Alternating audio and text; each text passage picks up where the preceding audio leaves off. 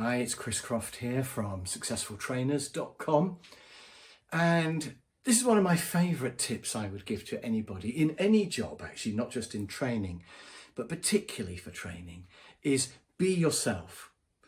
Now, you won't always fit, but it's so much better if you can be yourself, because what will happen is there'll be some customers who you don't fit with, in which case don't work with them. And then there'll be other customers who love the fact that you're yourself and you fit really well with, and then you'll perform much better. So just be yourself.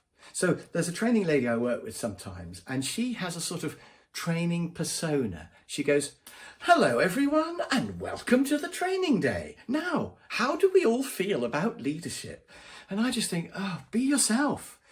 And I've seen people who do talks and they have a very sort of like an official voice. And then in the questions afterwards, they suddenly go, yeah, actually, that's a good question, the answer is. And they become themselves in the questions. And I'm just thinking, why not be yourself all the way through? It's much easier for you. You don't have the stress of trying to put on a persona. And it's better for the audience because they know that you're authentic. They can tell. So it's better for you and them if you can be yourself. And then on the rare occasions when you don't fit, that's fine. You don't want to work there anyway. I'm going to quickly tell you about one where I didn't fit.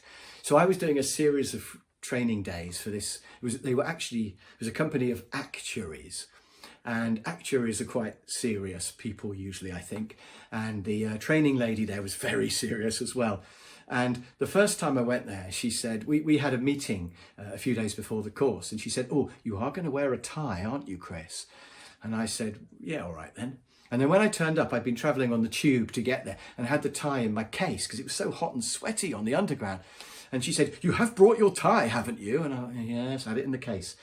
And I thought, I'm prepared to put on a tie if you're going to pay me £1,000 a day. But I also thought, why are you so obsessed with whether I wear a tie or not? Does it really matter? You know, other people on the course are going to go, "There's a world out there where people don't wear ties." Or are they going to go, "Oh, well, we don't respect him because he's not wearing a tie. You know, can't I be myself?" Would they make Richard Branson wear a tie if he was visiting? I just thought that was really bizarre that I have to conform to their dress code. So there was the sort of tie thing, but I was okay with that. But then I should have seen the signs because it got worse. Because then we had a discussion about the management style in the company, and word got out that I'd been critical about the management style. Now, they got me there to teach leadership, and clearly some people weren't being very good leaders. And on the course, they told me all sorts of stories about how their boss never thanked them or didn't even know their name. And I was going, well, that doesn't seem very good. And then I got criticised for criticising the company, but really it was the people on the course who had things they wanted to say. So I just thought, can't we even discuss the company and what's good and less good about this company? And then the culmination was that the training lady said to me, "Chris, they all loved your course, but apparently you did say the word shit at 10:30 in the morning. And would it be possible to not say the word shit on your training courses?" And I'd sort of had enough of it all by then. And I just said to her, "Well, no, I can't really stop saying the word shit, I'm afraid. It's just how I am." And she said, "But surely you can stop doing it." I said, "I can't really." And she said, "But if you don't, we might have to get somebody else."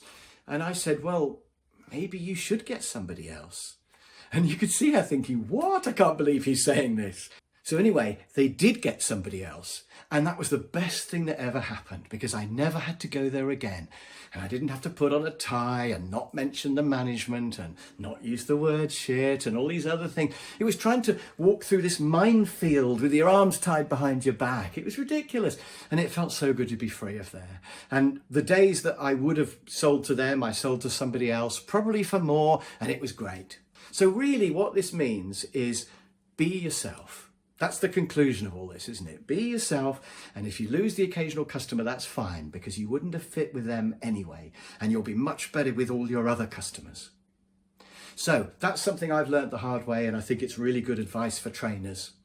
It's part of my whole program of Be a Successful Trainer. And if you want to know more about that, click on the link below. And if you want to have a conversation, maybe I can help you to start out in life and be the great trainer that I know you can be. Meanwhile, press subscribe, and I look forward to seeing you in the next one of these videos. Bye for now.